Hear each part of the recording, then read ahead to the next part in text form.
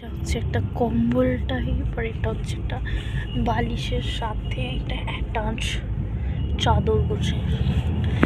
আর দেখো এটা পর্দা, এটা হচ্ছে প্রাইভেসি পর্দা। আর এখানে ভাই চার্জটা দিয়েছে। আর এখানে বললো যে এটাকে একটুখানি জাস্ট ঘোরাতে দাঁড়ানো দেখাচ্ছে। কি হলো? হ্যাঁ কি হয়েছে?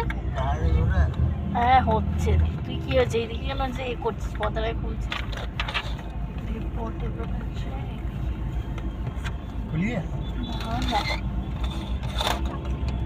আচ্ছা